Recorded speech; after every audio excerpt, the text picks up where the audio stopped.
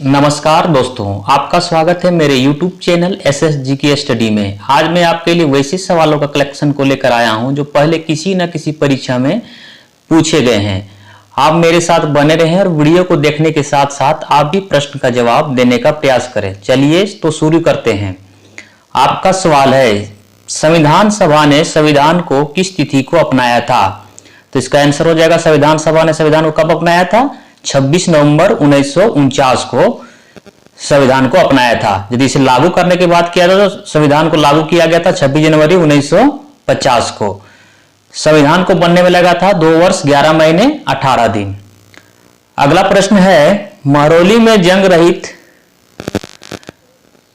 लोहित लौह स्तंभ किसने स्थापित किया था? तो इसका आंसर हो जाएगा, गुप्त वंश के शासक ने बनवाया था, इसलिए इसका आंसर का ऑप्शन सी गुप्त।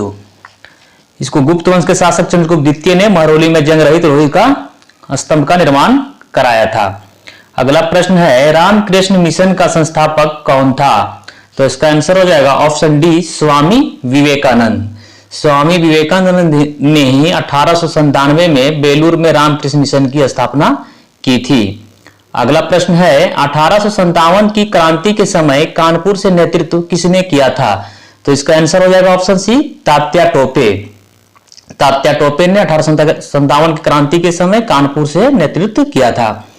अगला प्रश्न है, जलियांवाला बाग हत्याकांड वाले दिन लोग ब्रिटिश सरकार के किस कार्य का विरोध करने के लिए बाग में एकत्रित हुए थे? तो इसका आंसर हो जाएगा ऑप्शन नंबर डी, रोलैक्ट एक्ट। इस एक्ट के तहत 2 राष्ट्रीय नेता सतपाल और डॉक्टर सफीउद्दीन किचलू को गिरफ्तार कर लिया गया था, जिसके कारण आपात बैठक बुलाई गई थी। अगला प्रश्न है, राज्यसभा का सदस्य बनने के लिए न्यूनतम आयु कितनी होनी चाहिए? तो इसका आंसर हो जाएगा ऑप्शन सी, राज्यसभा के लिए कितने वर्ष चाहिए? 30 वर्ष। और 21 वर्ष पंचायत चुनाव लड़ने के लिए जो न्यूनतम उम्र होती है वो 21 वर्ष है। और लोकसभा सदस्य के लिए न्यूनतम उम्र कितने होनी चाहिए? 25 वर्ष। और 35 वर्ष राष्ट्रपति या राज्यपाल बनने के लिए जो न्यूनतम उम्र सीमा है वो 35 वर्ष है। अगर आप सबको ये वीडियो पसंद आ रहा है तो लाइक कर दीजिए। तो मेरे चैनल पर पहली बार आए हुए हैं तो चैनल को सब्सक्राइब करके बेल आइकन को ऑन कर लीजिए। चलिए अगला सवाल की ओर।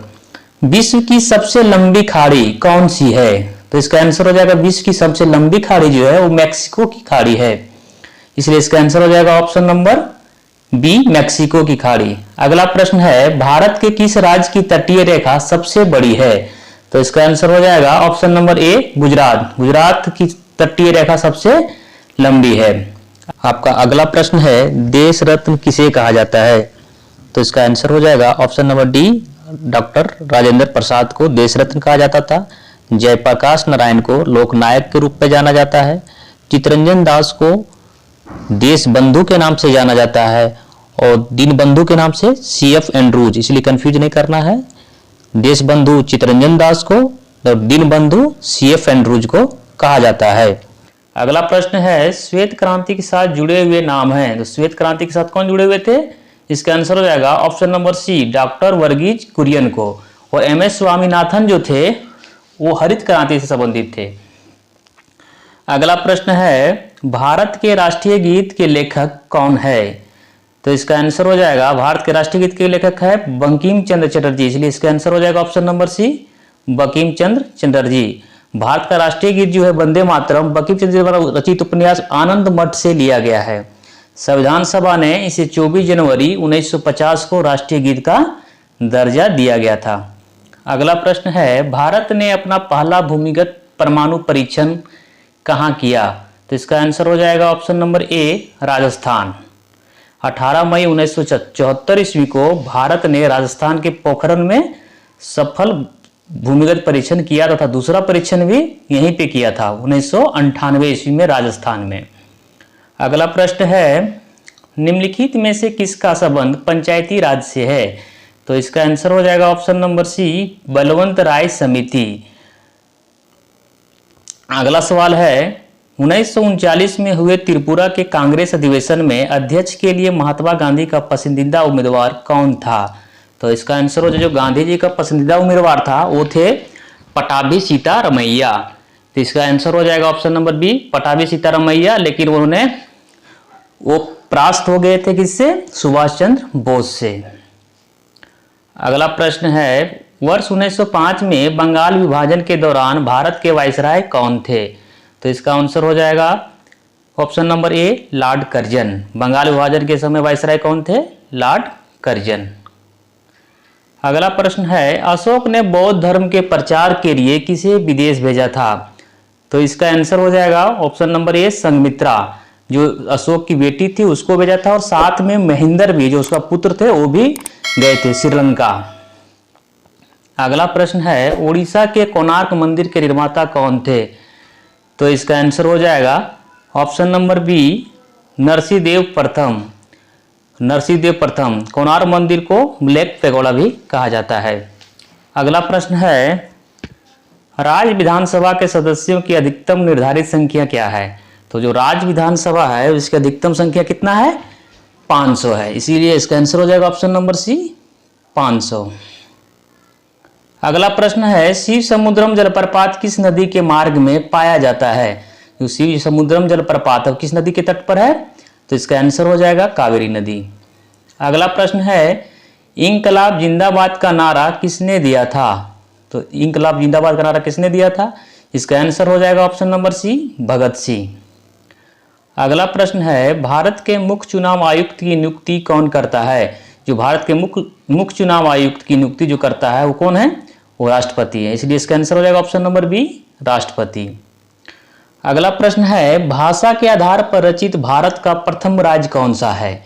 तो भाषा के आधार पर रचित भारत का प्रथम राज्य कौन सा है? इसका आंसर हो जाएगा ऑप्शन ए, आंध्र प्रदेश। 1953 में भाषा आधार पर अलग होने वाला राज्य कौन सा था? वो आंध्र प्रदेश था। अगला प्रश्न है, गांधी जी द्वारा पहला सत्याग्रह आंदोलन आरंभ किया गया था? तो इसका आंसर हो जाएगा, गांधी जी द्वारा भारत में पहला सत्याग्रह आंदोलन जो स्टार्ट हुआ था वो चंपारण में हुआ था 1917 ईस्वी में। लेकिन यदि पहली बार सत्याग्रह का आंदोलन जो हुआ था वो गांधी जी ने अफ्रीका में ही कर लिया था। अगला प्रश्न है, भूमंडल में सबसे बड़ा द्वीप समूह कौन सा है? तो इसका आंसर हो जाएगा ऑप्शन सी, इंडोनेशिया। और सबसे बड़ा द्वीप की बात किया जाए तो सबसे बड़ा द्वीप है ग्रीनलैंड। अगला प्रश्न है, हर्षवर्धन के काल में भारत की यात्रा करने वाले चीनी तीर्थयात्री कौन थे? तो इसका आंसर हो जाएगा ह्वेनसांग। और चंद्रगुप्त द्वितीय के काल में आए थे कौन? फाहियान। और चंद्रगुप्त मौर्य के शासनकाल में जो भारत आए थे वो मेगास्थनीज थे, इसी ने इंडिका नामक पुस्तक की रचना किया था। अगला प्रश्न है, भारतीय संविधान में समवर्ती सूची को किस संविधान से लिया गया है? तो जो समवर्ती सूची को लिया गया है वो कहाँ से लिया गया है? इसका आंसर हो जाएगा ऑप्शन सी, ऑस्ट्रेलिया से। आयरलैंड के संविधान से नीति निर्देशक तत्व को लिया गया है। यूएसए के संविधान से मौलिक अधिकार लिया गया है। और ब्रिटेन के संविधान से एकल नागरिकता को लिया गया है। अगला प्रश्न है, भारतीय संविधान के किस अनुच्छेद में वित्तीय आपात का वर्णन किया गया है? तो वित्तीय आपात का वर्णन किया गया अनुच्छेद 360 में। अगला प्रश्न है, पृथ्वी कब सूर्य से न्यूनतम दूरी पर होती है? तो इसका आंसर होगा, पृथ्वी सबसे न्यूनतम दूरी पे होती है 3 जनवरी को, जिसे उपसौर कहा जाता है। और अधिकतम दूरी पे होती है 4 जुलाई को, जिसे हम अपसौर कहते हैं।